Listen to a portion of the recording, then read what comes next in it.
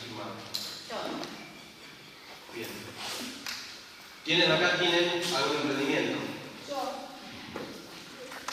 Ya tengo que capital, dejamos cosas, ¿no? ¿Quién es alguien que no conozco? O sea, sí, ¿quién ha firmado en el casillero de que está acá con alguien que no conoce? ¿Vos? Bueno, ya con estas tres categorías hay exponencialmente una serie de oportunidades de desarrollo que marcan parte de los objetivos de la red. Esto es a modo de kermés, a modo de juego,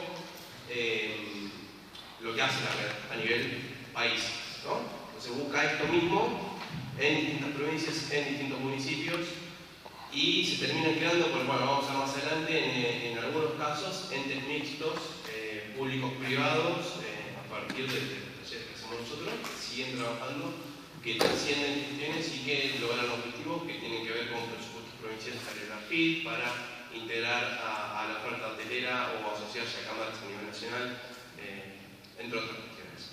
Así que en este sencillo le hacemos entrega a Bill de los Ford. ¿Vamos? ¿Sí?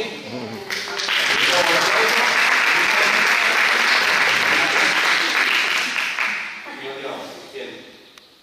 Bueno, ahora sí, ahora empieza la clase. Perdón. Sí. ¿Esa planillita la vas a pasar también material? ¿Esta de acá? Sí, la que hicimos recién. No tenía pensado, pero si quieren se la facilito. ¿Sí? Sí. Después vamos a armar un grupo de trabajo, igual. Bueno, totalmente. ¿Sí? Lo que pasa es que, sí, yo se las paso. Esta planilla después se convierte en un grupo de trabajo en la segunda mitad, que es de donde salen los proyectos. ¿Sí? Y ese es yo les voy a pasar tres cosas. Esta presentación, una plataforma y una especie de resumen de los proyectos de cada uno de los grupos. ¿Sí? Y también se los vamos a hablar. Les decía, esta es la parte capaz más expositiva por parte mía, pero pregunten lo que sea, lo que haga falta. Y también nos podemos salir un poco de los temas si les representa interés. A mí me parece interesante trabajar. Yo casi como me conozco todo, Claro.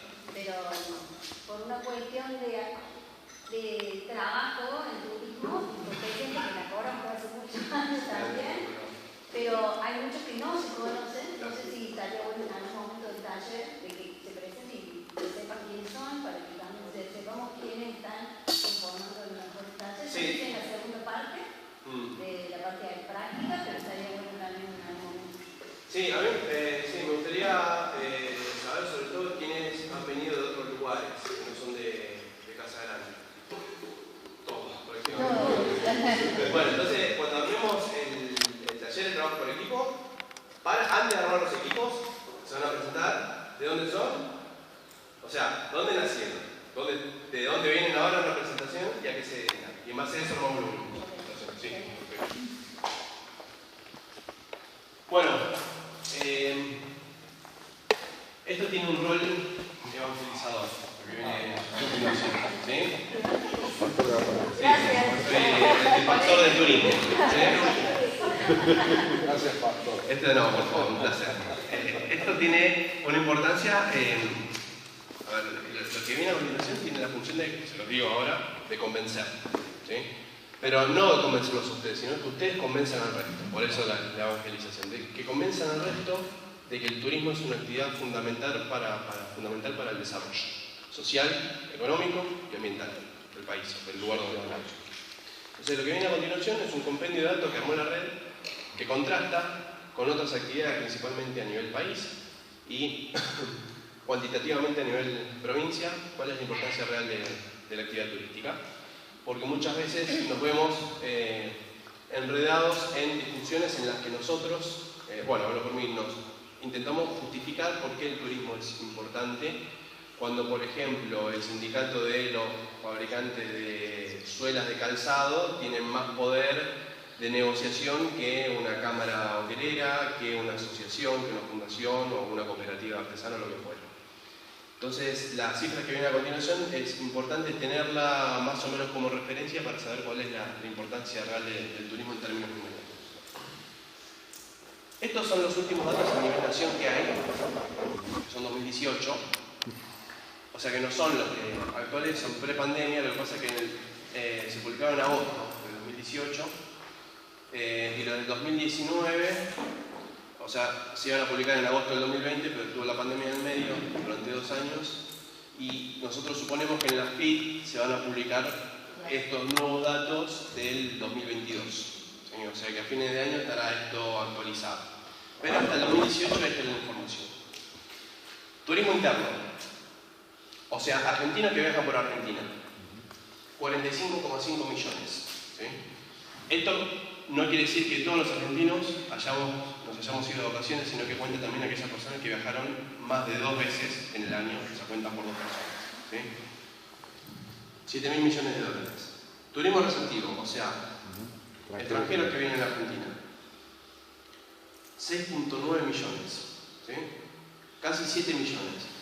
Yo estimo, esto es suposición, que el 2022 superó esta cifra porque están los datos de los 2 primeros trimestres del 2023 y es más de la mitad. O sea, sumamos los 2 primeros trimestres, te da casi 5 millones.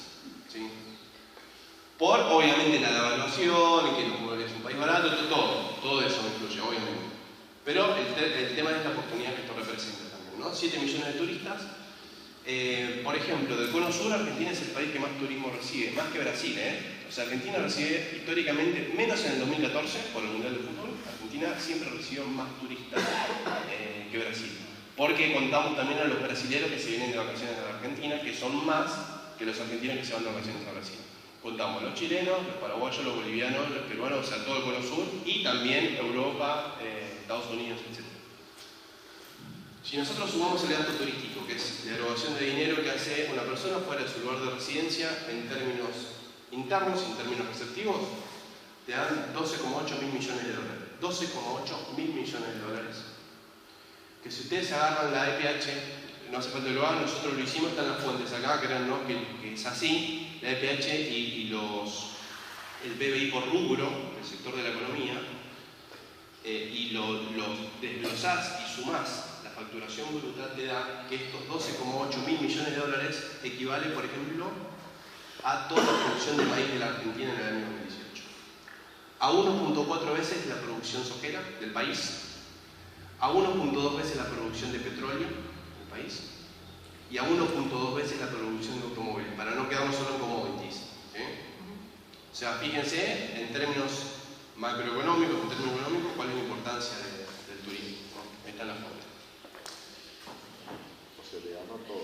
Sí, es más. Y sin embargo, el INDEC, por ejemplo, no te lo muestra como un aglomerado. Tenés que separar transporte por un lado, servicios gastronómicos por el otro, intermediarios te dice por el otro, y vos lo tenés que separar y sumar cada uno de esos para darte cuenta cuál es la dimensión del turismo. No aparece el turismo como tal todavía. ¿Sí? Sin embargo, el turismo como tal es más importante en términos de facturación bruta que la soja, el maíz, el trigo, la producción automotriz. Bueno, ahí también se podría sumar soja y maíz y es la misma actividad y aumentaría, ¿no? Bueno, si sumás la soja con el maíz, claro. Sí. Pero si lo agarrás por commodity, o sea, por soja contra el turismo es más que la soja. Sí, no, toda actividad primaria, no, obviamente no. Sí. Y siempre hablando de números oficiales, facturando, porque sabemos que en el alternativo y quizás el turismo tenga un montón de movimiento de dinero. Exactamente. En la economía mal llamada informal, que le dicen, que no es la informal, la economía real, hay todo un flujo de dinero, sobre todo en turismo interno, porque el turista que viene del exterior generalmente contrata a través de empresas, normalmente, pero el turismo interno se maneja casi exclusivamente a través de canales directos de comercialización que no están contados acá. Entonces hay que ver hasta qué punto son representativos los números. Sí. Porque la forma de pago también indica la facturación o no. Claro. ¿Me podías aclarar porque no sé qué significa eso commodity que vos dijiste recién? El commodity es una parte, son bienes de la economía que tienen precios internacionales, que no tienen precio en mercado, ¿sí? Que cotizan con una bolsa internacional. Por ejemplo, el aceite de oliva, el petróleo. O sea, yo no puedo vender el barril de petróleo al precio que a mí me parezca. El barril de petróleo cotiza en la bolsa de Chicago a tanto. ¿Sí? La soja también. La soja lo mismo, el trigo lo mismo. ¿Sí? Entonces son bienes primarios generalmente que tienen una cotización internacional. ¿Sí? O O sea, no siguen la lógica de mercado de temporada alta, temporada baja, sequía, ¿no? Vale lo que vale. Eso abre toda otra discusión también, que bueno, por eso decía de nuevo por las ramas, porque también hay rubros de la economía que están muy caracterizados por ser commodities, porque pasa lo mismo, fíjense, esto nota al pie, pasa lo mismo con el narcotráfico. Por ejemplo, yo, si por ejemplo hago un pozo en el patio de mi casa y sale petróleo, si estuviéramos en una película de Hollywood, digo, listo, me hice millonario. Y la verdad que todo lo contrario, problemón tenés, porque yo no puedo vender ese petróleo. Primero, según la Constitución de la Argentina, lo que está por debajo del suelo pertenece al Estado Nacional. Pero eso no lo modificó Menem. No, Que si encontraba petróleo en mi patio era mío. no, sigue siendo propiedad del Estado. Me parece que con la gestión de Menem, con la reforma constitucional, hizo hasta determinada cantidad de metros por debajo de la tierra, pero el petróleo está muy por debajo de ese límite. Sigue siendo propiedad del Estado Nacional. Sí. La pista era de él, porque estaba Claro. a 40 centímetros nada más. Entonces yo no le puedo fijar el precio, entonces se cartelizan sectores de la economía. En el caso del petróleo es la OPEP, la Organización de Países Exportadores de Petróleo, fijan un precio de mercado y vos tenés que vender el petróleo al precio que te dicen ellos. Con el comercio del narcotráfico también, o sea, te dice esto vale tanto, me refiero al mercado de Norteamérica y demás, esto vale tanto, y si vos vendés más barato tenés problemas. ¿Sí? Bueno, otra cosa importante, ¿cómo se distribuye esta plata? ¿Sí? Al contrario de lo que uno pensaría, el 94% del gasto turístico se realiza afuera de la ciudad de Buenos Aires. Y acá está, no se llega a ver qué porcentaje de este 94% se lleva a cada región. El norte se lleva 14%, el litoral el 20% por la catedral de Iguazú. Córdoba el 16%, o sea, solo Córdoba se lleva el 16%. Cuyo el 10%, Patagonia el 7% y el interior de la provincia de Buenos Aires el 27%. ¿Sí? Proyectado a la totalidad de la población. O sea que el que más se lleva es el interior de la provincia de Buenos Aires. Sí. Que es la costa. Claro, sí. Sí. Cuenta tener un campo, o sea, sumar la cantidad de gente que se da vacaciones al partido de la costa y tenés más gente que casi el resto del país, que se da vacaciones. Son los meses de enero y febrero. Acá está, mirá, justo. Los del primer semestre de 2023. Estos sí son los últimos datos. Lo que pasa es que no está a nivel anual. Primer semestre de 2023, claro, 3,5 millones, casi 4 millones de turistas. O sea que si mantenemos la proyección y sobre todo pensando que si hay una temporada alta, podríamos esperar los 4 millones de julio a diciembre. Entonces tendríamos un poquito más de 7 millones. ¿De dónde viene? Esto cuenta solamente entrada por aeropuerto, ¿no? O por pasos internacionales. Chile.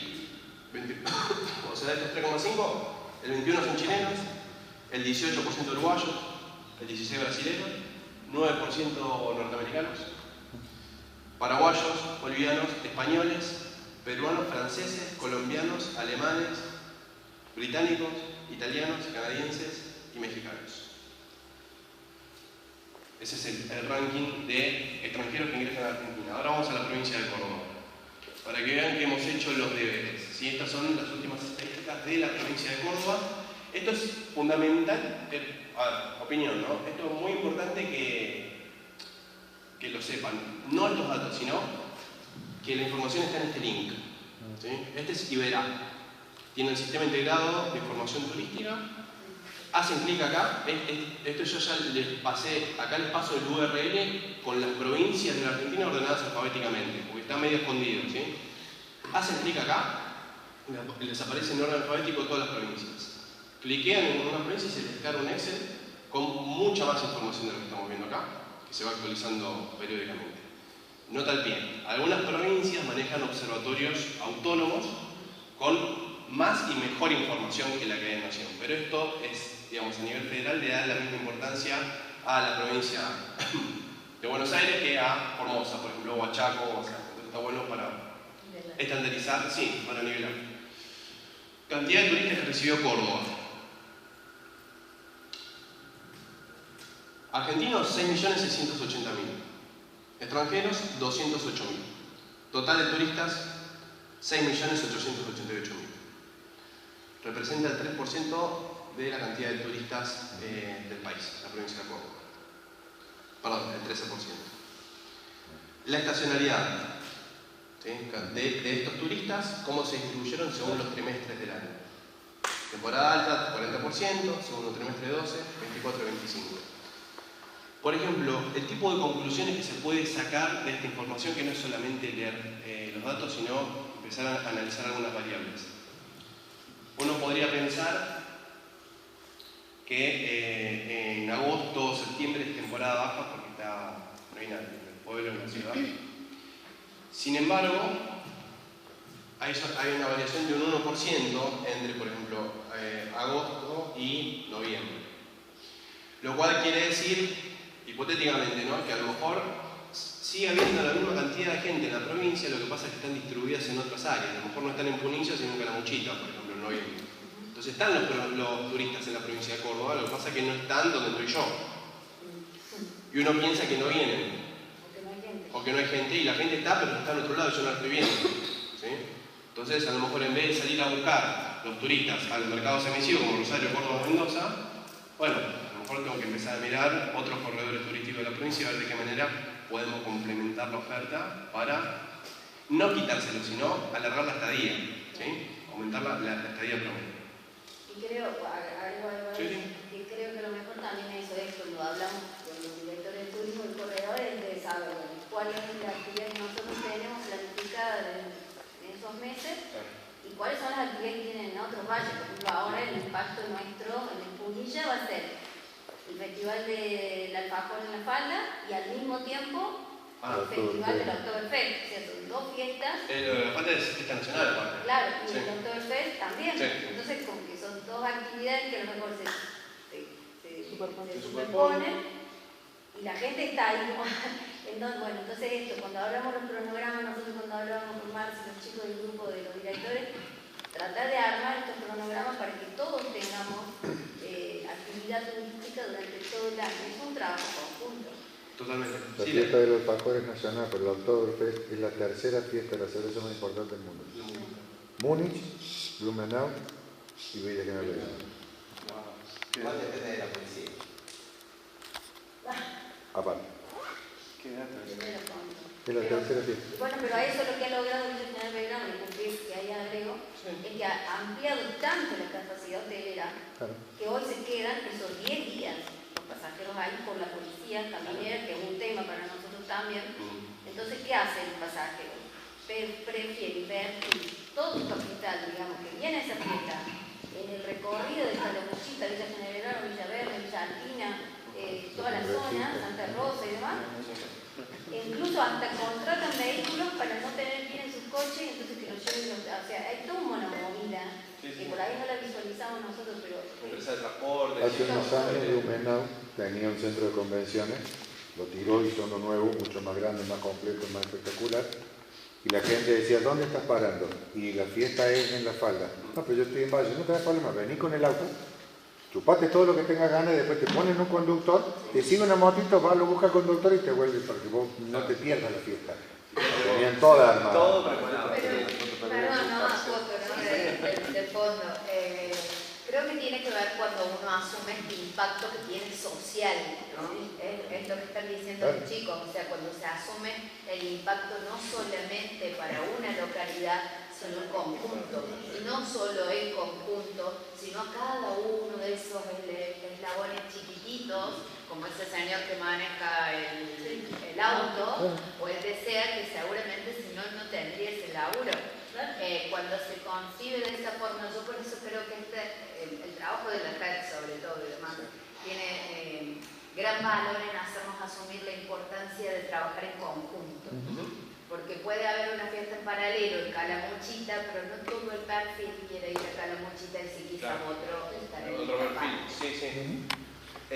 Incluso por cuestiones vinculadas a, no al tipo de oferta, sino también al precio, porque la variable o la disponibilidad de 10 días seguidos solamente para ese tipo de eventos. Igual que está en segmentación, en la calidad, digamos, el estatus social, un montón de... Sí, las dudas. gente que dice, che, quiero ir a la fiesta de los barcos, pero no me gusta dormir en el tumulto.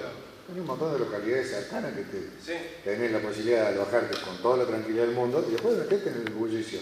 Bueno, esa es la responsabilidad de la oferta. O sea, es la oferta la que se tiene que organizar para facilitarle la información al turista que diga, che, bueno, quiero la fiesta. ¿También en La Falda no tiene la fiesta nacional del tango? Sí, bueno, sí, Julio, claro.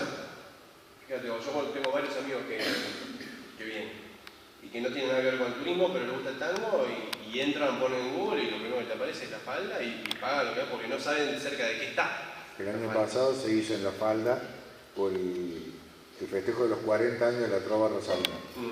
Se vinieron todos, y agarré todo, porque se cumplían los 40 años de cuando se presentaron en aquel festival de rock de La Falda, precursor del actual Rockin' Rock. Claro. Pues eso empezó en La Falda, hace 40 años. El Ángel estaba desbordado. Y vino gente que se alojó en La Falda y que se alojó en localidades periféricas porque estaban cercanas. Bueno, por eso la calendarización de los eventos y evitar lo que decías vos, la superposición, es fundamental y aparte se aplica en todos lados de ellos. Por ejemplo, en la facultad que doy clase yo, nos dicen en qué horario tenemos que hacer los cortes para que no se saturen los kioscos y que puedan vender más, porque salen todos los alumnos a la misma hora, el kiosco vende sus 30 minutos de recreo, se van a utilizar escalonado. Y es simplemente una cuestión de coordinación, no es otra cuestión. Entonces, ahí está lo que decía, ¿cómo era tu nombre? Nati. Bueno, lo que decían Nati de la función de la red. O sea, la red nunca le va a decir qué es lo que tienen que hacer, lo único que le va a decir es, bueno, trabajen en conjunto. ¿Sí? El problema que se genera en estos casos es que vos dependés mucho de un fin de semana largo. También. Y no tenés forma de correr el otro fin de semana. Entonces, si vos tenés una actividad que lleva 2 o 3 días y no lo podés hacer un día hábil porque ese día no va la gente que estás esperando. Y hay gente que puede tener la facilidad de disponer de su tiempo, porque hay gente que ya está jubilada, pero es muy activa en viajar, en disponer del recurso económico, de que está físicamente apta para eso, pero no tener la concentración de gente que lleva un fin de semana. Sí, claro. Sí, bueno, esas son variables claro. más difíciles de solucionar porque eso es característico del turismo que necesita 2 insumos que es tiempo y dinero. Primero tiempo. Sí. Y después dinero. Y es muy difícil modificar las condiciones de tiempo libre de los mercados emisores porque responden a otras cosas y el tiempo libre en los mercados emisores tiende a ser menos. Ahora voy a un ejemplo y por ejemplo en Buenos Aires. Yo vivo en Buenos Aires y laburo en Capital Federal también. Supongo, no es mi caso, pero supongamos un trabajo de 9 horas de lunes a viernes, ¿no? Y alguien que viaja 2 horas por día para ir, 2 horas para volver. Son 9, 10, 11, 12, 13 horas. Más 8 horas de sueño, ponele, ¿no? Sin contar que hay que hacer las compras, cocinar, comer, bañar. Sí, ni que hablar, chicos. El año se viene a vivir a la... Bueno, el tiempo, por más que tenga un buen sueldo, esa persona llega el fin de semana y no va a querer irse de viaje, va a querer apagar, ponerse en un modo avión, cerrar la persiana, apagar las luces y dormir. ¿Sí? Y ese es el ritmo de vida que tienen las grandes ciudades. Por eso es muy complicado también generar las condiciones para que empiecen a venir, porque no tienen tiempo. Sí tienen plata, pero no tienen tiempo. Te quería preguntar técnicamente cómo le llaman a eso que vos dijiste, esta coordinación, lo que citaste del kiosco. Sí. ¿Qué palabras técnicas usan ustedes de turismo para saber eso? Si la tienen, no sé qué. Sí, a ver. Armar un cronograma. No, que depende. Calendarización. Pero depende el rubro. Porque, por ejemplo, una cosa es el turismo de reuniones, los naturaleza, congresos. preservación del ambiente, ponemos. Sí. ¿Cómo se llamaría eso? Sostenibilidad turística. Y aparte va acompañado de la política pública. Claro. Planificación, sería una planificación de la oferta. Sería. En favor de la sustentabilidad. Sí, pero puede ser en favor de un montón de cosas. Hay un caso específico para la sustentabilidad, pero después hay otro caso que tiene que ver con el marketing, otro con la accesibilidad. Bueno, hay muchos rubros. Este año el lema de la Organización Mundial del Turismo es inversiones verdes. Claro. Tiene que ver con, claramente, bueno, en mi municipio, soy de San Marcos, perdona, adelante 2 segundos hay algo, pero si no, no se entiende. Se trabaja mucho con normas y demás que tienen que ver con el cuidado del medio ambiente. Entonces nosotros no lo tenemos en un calendario, ya está como innato o desde el posicionamiento, desde la imagen que se quiere dar del destino. ¿Sí? ¿sí? O sea que creo que no es que hay una palabra técnica concreta, sí, una una sola, concientización. sino dependiendo del entorno, del contexto. Claro. Claro. Lo que pasa es que uno imagina, cuando vos pensás en San Marcos, pensás en eso que estás diciendo. Sí. No hay manera de que uno piense en San Marcos como para hacer cualquier cosa. Claro, o sea, sí. sustentable. Vos vas ahí y se respetan todos, ¿no? Porque es del mismo pueblo. Por eso pedí perdón porque me adelanté No, no, la definición de dónde era, pero bueno, si no, no se iba a entender. Pero eso que decís vos también tiene que ver con el marketing, que es el posicionamiento, es la marca. San Marcos está asociado directamente. ¿Sí? Eso hasta tiene que ver con el marketing. Ahora, lo que vos decías de la velocidad con que se vive en Buenos Aires, ¿no te parece que en general de a poco se está dando un cambio? Por ejemplo, a nivel mundial la reducción de las horas de trabajo se habla que de 8 van a pasar a ser 6. Que con la pandemia la gente empezó a valorar más el tiempo para dedicarlo a otra cosa. Sí, yo estoy totalmente de acuerdo, de hecho es el tema que sigue, es este cambio de paradigma a nivel mundial. Para nombrar dos ejemplos que no están en la presentación, Escocia, por ejemplo, por ley, no es que redujo la jornada laboral, sino que sacó un día laboral. O sea, se labura el día se puede directamente. No va a ser lo mismo. Entonces, como si tuviera fines de semana largo todas las semanas. Y además, otra de las cuestiones nuevas que se dan a partir de la pandemia es el trabajo en casa, el trabajo remoto. Entonces eso también cambió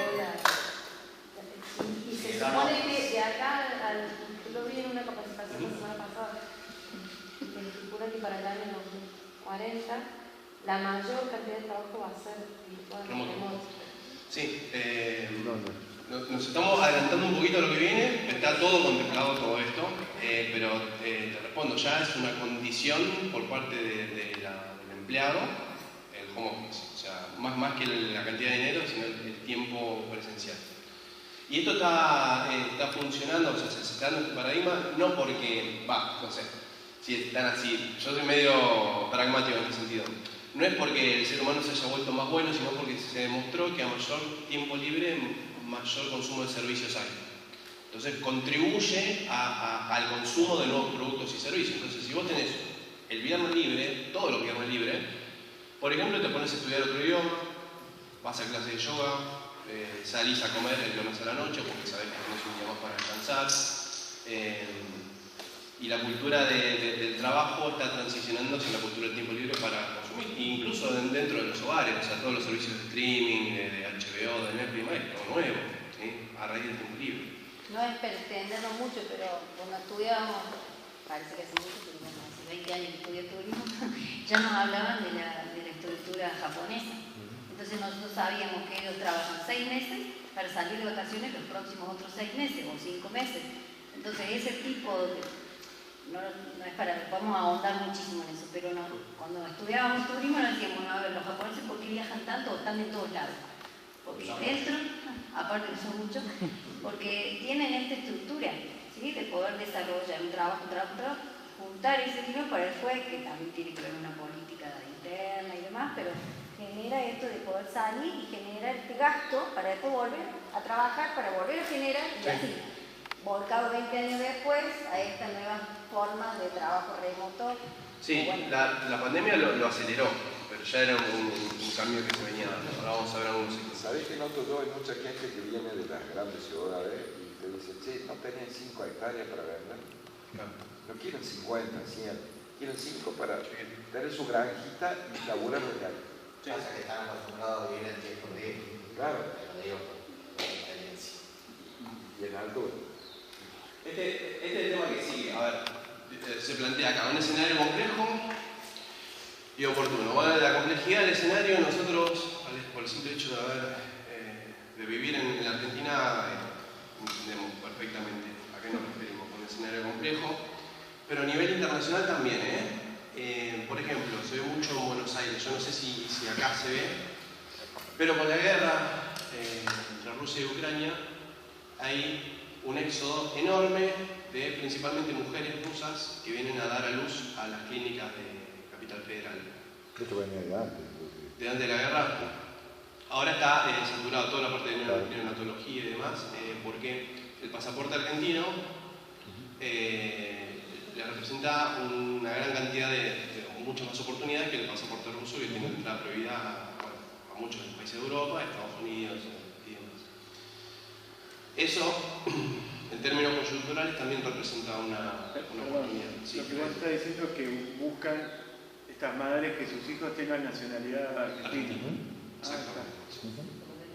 En algunos casos vienen con su familia, en otros casos vienen solas. Yo tengo vecinas rusas que vinieron a dar a luz y se quedan en Argentina. No por otro tema de no sé, salud pública o algo así, sino por el tema de la Mirá, yo creo que la salud pública sí tiene que ver, y es una sumatoria de cuestiones, pero según lo que leí yo, utilizan la medicina privada para dar a luz, según lo que tengo entendido, porque son mujeres de un poder adquisitivo medio alto, porque tienen la posibilidad de tomarse un avión, venir con dinero y alquilar un departamento en el mar. Sí. Y bueno, y hay un montón de organizaciones y hay un montón de ofertas gastronómicas, que por ejemplo en Capital Federal, que se está reestructurando en barrios donde están llegando rusos que antes no venían. Los mercados emergentes, esto a nivel geopolítico internacional, mercados emergentes, los BRICS, China, India, Pakistán, etcétera, son personas que están empezando a viajar, que antes no venían, que tienen una idiosincrasia distinta a la del turista extranjero que estamos acostumbrados nosotros, que buscan otras cosas, tienen igual o más claro. Y después, ya en un plano más millennial, esto que decías acá, ¿cómo era tu nombre? ¿Recordame? Alejandro, que decía Alejandro, yo te lo pongo en palabras más marketineras, yo lo escribo Lily Once, tú solamente vives una vez, ¿no? Entonces, acá cito a Fabricio, mi compañero, que dando una charla la semana anterior en la sierra, dijo, mirá, ¿sabes qué pasa? Dice, yo ya me di cuenta, dice Fabricio, que no me voy a comprar la casa, ya lo sé, dice, o sea, no voy a pasarme los 40 años que siguen en mi vida ahorrando $200.000 para comprarme un casamiento en Caballito. Yo ya sé que no es mi proyecto de vida. ¿Sí? Entonces la plata que tengo me la gasto ¿en qué? En viajes. ¿Sí? Y si en algún momento surge algún negocio importante, dice yo, y junto los $200.000 me compraré la casa, pero no es mi